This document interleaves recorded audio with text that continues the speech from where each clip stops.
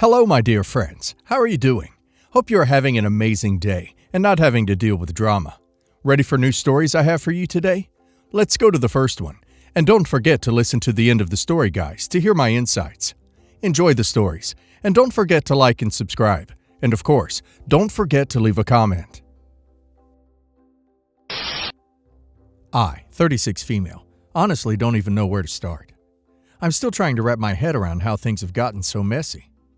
I need an outside perspective because part of me wonders if I went too far, or if I've just finally had enough. Let me start from the beginning. I was married to my ex-husband, Jake, 38 male, for 10 years. We have 2 beautiful children together, Ellie, 10 female, and Max, 7 male. For most of those 10 years, I believed we were happy. Sure, we had our ups and downs, but who doesn't? And I thought we were a solid, loving family. Jake worked full-time, and I worked part-time to balance parenting responsibilities. I cooked, cleaned, and did everything I could to create a good home for our kids. I thought we were a team. But apparently, Jake had other plans. More than 2 years ago, my world fell apart when a woman, Anna, now 27 female, showed up at my doorstep. She was visibly pregnant, maybe 6 or 7 months along.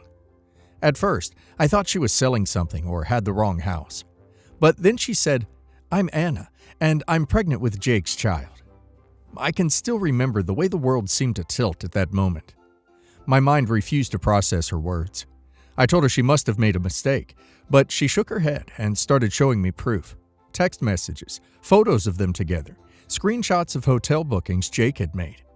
She told me they'd been having an affair for over a year. She said she was tired of being the other woman and wanted Jake to step up and take responsibility for their child. I was shaking by the time Jake came home. When I confronted him, he didn't even try to deny it. He just stood there, stone-faced, and said, "I didn't want you to find out this way. But yes, it's true." There wasn't even a hint of remorse, no apology, no explanation. When I demanded to know why he did this, he mumbled something about feeling neglected and how I was too focused on the kids. I filed for divorce the very next day. It was one of the most painful decisions I've ever had to make, but I couldn't stay married to a man who betrayed me so completely. The divorce was messy and emotionally draining. Jake fought me on everything when it came to finances, and for the kids, we agreed he would have them every other week. After the divorce, Jake moved in with Anna, and a few months later, she gave birth to a baby boy, Liam, now 2 male. I tried my best to keep things civil for the sake of Ellie and Max. I encouraged them to spend time with their dad and never spoke badly about him in front of them, even though I was still angry and hurt. I wanted them to have a relationship with their father, even if he had failed me as a husband. Fast forward to now. Jake and Anna's financial situation has been less than ideal. Jake's income hasn't been enough to support 2 households, and Anna doesn't work. From what I've heard, they've struggled to afford basic necessities, let alone luxuries like babysitters. They also don't have any family nearby to help, and apparently, most of their friends have grown tired of babysitting Liam for free. Over the past year, Anna has repeatedly asked me to babysit Liam. She insists it's only fair because our kids are siblings, and that it would be good for them to bond. Every time she's asked, I refused. I told her I'm not responsible for their child, and that I don't feel comfortable playing babysitter to a child that is a constant reminder of Jake's betrayal. Anna has accused me of being petty and selfish, and not putting kids' interests first, but I've stood my ground. Jake, of course, has sided with Anna. He's called me immature and vindictive, saying I need to get over it for the sake of the kids. I reminded him that my responsibility is to Ellie and Max, not to the child he had with his mistress. He didn't like that answer. The situation came to a head a few weeks ago. Jake and Anna wanted to attend a friend's birthday party and asked me to babysit Liam for the evening again. Once again, I said no. I told them they needed to find someone else or stay home. They tried to guilt trip me, saying they never get a break and that I was being unfair. I stayed firm and told them my answer was final. That evening, there was a knock at my door. When I opened it, I found all 3 kids, Ellie, Max, and Liam, standing there. Jake and Anna were already driving away. They had dropped the kids off as agreed, but they dropped my husband's affair child as well, without my permission, and left Liam's diaper bag on the porch. I was absolutely furious. I brought the kids inside and tried calling Jake, but he didn't answer. Anna ignored my messages too. I was stuck.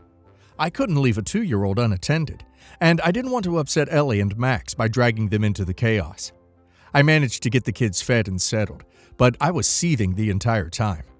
I couldn't believe they had the audacity to dump their child on me like that. After a lot of deliberation, I decided to call CPS.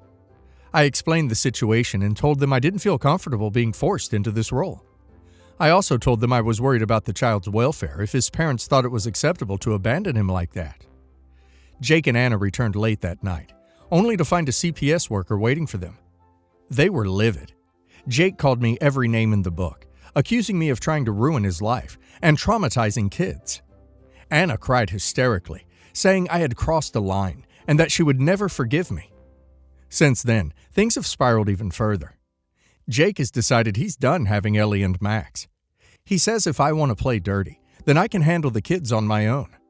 I know this is his way of punishing me. He knows how much I love our children and that this will hurt me more than anything. Ellie and Max are heartbroken. They don't understand why their dad doesn't want to see them anymore. And I don't know how to explain it to them without making Jake look like the villain. Part of me feels guilty for calling CPS. I keep replaying the situation in my head, wondering if I overreacted. But at the same time, I was pushed into a corner. I didn't know what else to do. I feel like Jake and Anna have been using me as their backup plan for too long, and I had to draw a line. Still, I can't help but feel like my children are paying the price for this mess. They didn't ask for any of this, and now they're caught in the middle of a war they didn't start. I'm trying my best to shield them from the fallout, but I feel like I'm failing. So, Reddit. Am I the a-hole for calling CPS on my ex-husband and his wife after they dumped their child at my doorstep? OP just didn't get pushed into a corner. She was flat out manipulated and disrespected. They've been taking advantage of OP for too long, and this was their final attempt to do it again. The fact that they dropped off their kid at OP's doorstep without asking first is not only irresponsible, but cruel. They're the ones who should be ashamed of themselves. I honestly don't think OP overreacted with calling CPS. OP was in a position where she had no choice but to protect herself and her kids. As for OP's ex, he's punishing OP for having boundaries. He knows what he's doing. OP should not let him guilt trip her. Poor kids. They deserve better than this mess. And now let's hear the community's opinion. Not the a-hole. I get why you're feeling guilty, but you didn't put the kids in this situation. Your ex and his wife did.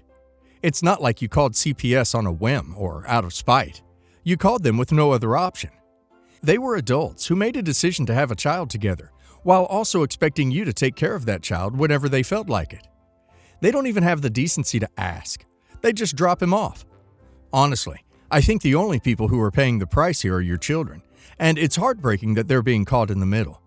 But you can't sacrifice your own mental health and boundaries for them to keep walking all over you. Not the a-hole. It's one thing to ask for help when needed, but they just dropped off a child at your doorstep and thought it was fine? That's a huge red flag. It's incredibly selfish and reckless of them. Your ex is using the kids to get back at you, and he's been doing it for a while. He's weaponizing your love for your children and trying to manipulate you emotionally. You did the right thing by involving CPS. They need to be held accountable for their actions, and your children will see you stood up for what was right, even if they're hurt right now. Your ex and Anna are trying to control the situation by emotionally manipulating you. They were incredibly irresponsible by leaving their child with you without consent, and I'm sorry, but that is what traumatizes the child, not you calling CPS. You have every right to set boundaries, and they've clearly overstepped by thinking they can rely on you without asking. I can understand how difficult this is for your kids, but you can't allow them to use your children as pawns in their game. Your ex is trying to hurt you, but you need to protect yourself and your own kids from further emotional damage. You did the right thing by calling CPS. It wasn't your fault they acted recklessly. My husband just died, and he left me the house that he and his late wife had together. His late wife came into the marriage with the house from her grandparents. They had one child together, my stepdaughter, who I met when she was 13. Stepdaughter lost her mother when she was 7. We were never close, and when my husband and I got married, things just deteriorated. The house is technically a 3-bedroom, and unfortunately, due to space, The third room that was used as a library had to be eliminated to open up space when we had kids. She just got angrier. While we never threatened anyone, we decided that she should live with her aunt for a while to cool down. She is now 18 and in her first year of college. She asked to come home, but we couldn't risk that. My husband recently passed away, and I just got served with an eviction notice. Apparently, stepdaughter believes she is the true and sole owner of the house, and that it was solely owned and passed down from her mother to her. She claims on social media that she always knew this and was just keeping it in her back pocket for the right time to get the trash out of her house. I don't know what to do. My husband swore up and down while he was alive that his late wife added him to the deed and that it's his. Nothing has ever been updated, and the only name on the deed was the late wife's until 2 months ago. Stepdaughter's mother's executed will has stepdaughter as her sole heir by name, including the house, and my late husband was left something separately. My late husband's will leaves me the house and stepdaughter some money. This is a very high cost of living area. It's not uncommon for one bedroom to cost $2,000 per month. This house is estimated to be worth about $3.2 million. My husband put in a lot of money and work maintaining the house, as did I. I can't just lose this house. I believe I have an ownership interest in the house, if not sole ownership like I thought. I'm 7 months pregnant and have 2 young children. I can't just move, and I don't believe I have to. Stepdaughter is full blasting me on social media, and even saying that she's not abandoning her siblings, as she's happy to take care of them if I'm not interested. I just can't stay in the house. Am I the a-hole for contesting this will and fighting my stepdaughter for the house? You're the a-hole. This house doesn't belong to you, and quite frankly, maybe had you been nicer to the child when you married her father, instead of having her shipped off to family and refusing to let her come home, she may have let you stay there. You earned this. You're the a-hole. The house belonged to your stepdaughter's mother and was left to your stepdaughter. You can't just decide that the house is yours because you want it to be. This poor girl lost her mother, and instead of trying to establish another kind of parental relationship with her, you sent her away to live with her aunt. Can teenagers be crappy and hard work? Absolutely, but that's something you should be prepared for as a parent, and absolutely what you signed up for when you decided to become the stepmother of a grieving, motherless child. You can't just abandon children when times get tough. Edit. The fact that she's making preparations and willing to raise her half-sibling speaks volumes, as the only parenting example you've set is that you're completely willing to abandon a child when things get hard. Now she's lost her father, and you're trying to deny her the house that belongs to her for your sake and for the sake of your children. It sounds like both you and your late husband failed this poor girl, and I don't blame her for wanting you out of the property that was left to her by her mother. Yes, the a-hole. The house doesn't belong to you. It never belonged to your husband, so it wasn't his to give. I'm not sure what you think is going to come of contesting this when neither you nor your husband has ever been on the deed, unless I'm misunderstanding. How was he even able to leave you the house in the first place? Surely, whoever handled his will realized he couldn't legally do that. I also think both you and your husband were a-holes for kicking stepdaughter out in the first place when she was younger. She was a frustrated and hurting child, and your solution was to pack her off to live with someone else while you raised your own family. Well, now you're reaping the consequences of that choice. If you would work through her anger with her, she might be more accommodating of you now. I was a year old when my biological father had an affair with a much younger woman and divorced my mother. Their marriage produced 4 more children, and while their union ended in him cheating again, they were together about 25 years. He did not contribute financially to my upbringing, nor did he seek any sort of relationship with me despite my extended family frequently attempting to set it up. My mother remarried and my stepfather formalized our relationship by adopting me, and I grew up in a wonderful, loving family. Anyway, that all leads me here. A couple of years ago, he was diagnosed with a life-threatening illness and due to complications, was not eligible for a transplant that may have saved his life. At this point, I reached out and tried to get in touch. We had sporadic contact for about 18 months, but due to the distance, I wasn't able to visit. For the first time in my life, he called me for my last birthday and wished me well. Mid-February, and I got several calls from him, our extended family, and his other children begging me to come see him as he wasn't doing that well. I was traveling interstate with work at the time and dropped everything to fly across the country to be there and spend several days with him. He apologized, and we had a tough conversation, and I thought things ended positively. I returned several weeks later for the funeral. Last week, the will was read, and while I wasn't expecting anything, nor do I need anything, I certainly wasn't expecting for him to explicitly exclude me, as he said I chose not to be a part of his life. He made this will a week before he died. I am hurt and incredibly disappointed that he would do this, yet beg and plead to see me at the end. Due to the nature of the wording of the will, I am now entitled to request any previous wills from his lawyer. Does this make me an a-hole if I do this? Not the a-hole, but I think I'd leave it if I were you. Your father was a deadbeat a-hole who never made an effort with you, and then apparently decided that it was your fault. I try to forget he existed personally. The a-holishness depends a lot on what your father's estate comprises.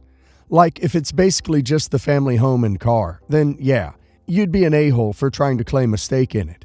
If there's a lot of wealth, cash, etc., then maybe not so much. In particular, if there's a potential claim against his estate for 17 years unpaid child support. Get legal advice. You're the a-hole. This will be unpopular, but the reality is, through no fault of your own, you were estranged for many years. Having some residual anger is understandable. You met with him, you thought it was all resolved, and you were ready to put it behind you. Then the will happened. Here's the deal though. You're now an adult. Your father is dead. Contesting the will has no effect on him, but your half-siblings will now have to spend money trying to deal with a lawsuit. Unless your father was very, very rich, and you need money desperately, this smacks of you lashing out more than anything else. And the people who will bear the brunt are your siblings. That's what makes you the a-hole. It's his money. He chose to leave it how he wished. Instead of pissing money away in a lawsuit that only benefits lawyers, leave him in the past and embrace your future. Try not to alienate these sibs. You never know when you might need a kidney. Me and my wife have been living together for 5 years. I'm 30 years old and she is 29. My wife's best friend, and only friend, is her cousin, and she really enjoys her time with her. But for many months, I've noticed that her cousin doesn't actually like my wife, but is using her for her needs. I told my wife, but she said she's always been like that, and not to worry about it. I was still convinced that she still hates me and my wife, but I ignored it. 2 weeks ago, my wife and her cousin got in a contest where the winner gets a drawing tablet. Yeah, it was a drawing contest. One day before the contest's deadline, I asked my wife to show me the drawing, and she said she didn't do it. I spent around 10 minutes asking her what happened till she finally broke down and told me her cousin's been insulting her, telling her if she wins she will never talk to her again, and that she really needed this drawing tablet. I spent the night calming my wife down and cheering her up until she felt better, but she said she doesn't want to participate anymore. I took the next day off to go out with my wife outside to get her to forget what happened. Yesterday, the results were announced. Surprisingly, her cousin won. The whole day yesterday and Monday morning, her cousin spent it talking to my wife about how she is better than her at drawing and rubbing the prize in her face, almost like how an 8-year-old would act. But the thing that my wife didn't know, when she told me yesterday her cousin won, today after work, I bought her a drawing tablet as a gift that is better than what her cousin got, and told her to rub it in her cousin's face, and she did that. Her whole family, sadly, including my wife's parents and siblings, called me and my wife and called us a-holes, and my wife doesn't deserve the gift, and I shouldn't have given this to her because she didn't win the contest. My wife started crying again, understandably, because even her parents aren't supporting her. She is sleeping right now, and I can't sleep because of what happened today. I just wanted to make wife happy. Am I the a-hole? Not the a-hole. I'm guessing your wife was the family scapegoat. That's why she's friends with someone who's so cruel to her, and has normalized it. Only friend, too.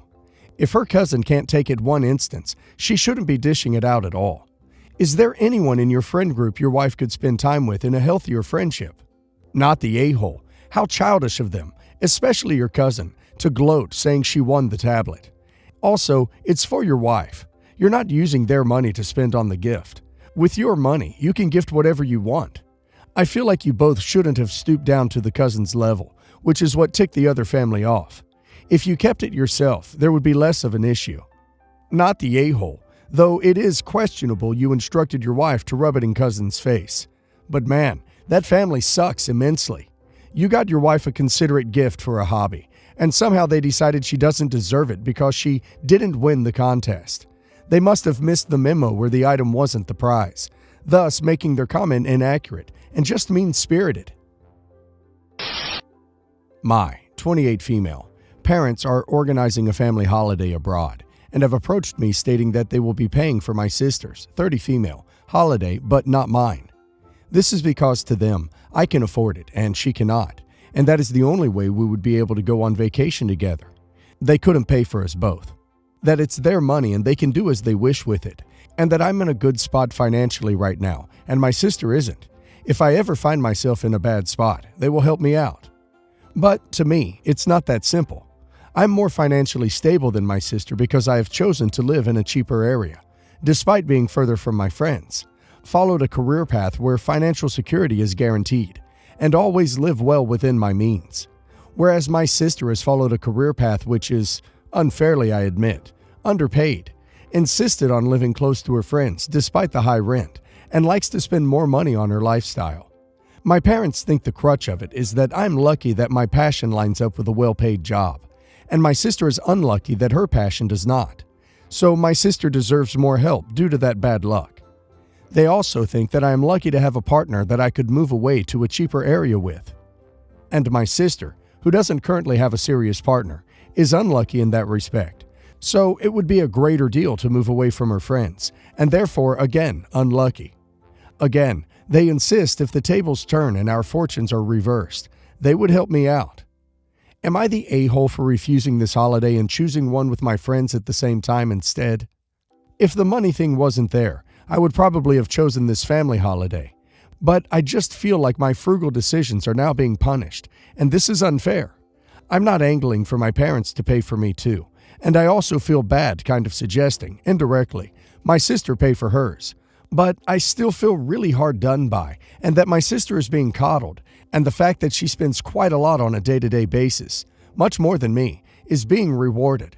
My parents and sister think I'm being money hungry and not very compassionate to my sister's unlucky love life and underpaid profession. This is stopping us from going on a vacation, all four of us, which is upsetting my parents. Am I the a-hole, or are my parents, not my sister, the a-holes for getting mad and name-calling because I'm not coming? Not the a-hole. It's their money to spend how they like and on who they want, just like it's your money to spend how you want and on who you want. You made your choices to live within your earning bracket, while your sister, from your words, chooses to live above her means, knowing the income isn't there. Let them go on vacation together, while you go on vacation with friends. No a-hole. Your parents can do what they want with their money, even if it feels unfair to you. They seem to have this well thought through, and, to me, their reasoning seems sound. You, however, have every right to feel a bit hard done by, particularly as you feel your sister is partially responsible for her lack of funds. If you feel you'd enjoy a holiday with your friends more than a family holiday, there is nothing a-holish about choosing not to go with your family, as long as you are doing it for that reason, and not just out of spite and childishness. I'm going to go with you're the a-hole. I would not say that if you had decided to go with your friends because you would have rather gone with them, but you decided to skip your family vacation to be petty. Your parents want to pay for your sister so that she is able to go, because they want to spend time together as a family unit, and she wouldn't otherwise be able to join. They didn't want to pay for you because you can afford to pay for yourself. You are coming across as very entitled. Edit. People keep accusing me of judging my sister's spending. I'm not judging it at all. I think it's great she goes out and has a good time. We're just different. But at the end of the day, I'm still being asked to spend more than her on the same things. It makes my sacrifices not feel worth it. It's more a comment on the saving I do to be able to afford this holiday, rather than exactly what she isn't doing in order to not afford it. Edit 2. My solution to this problem isn't to insist she pays and either bankrupts herself or doesn't go. I don't want that at all.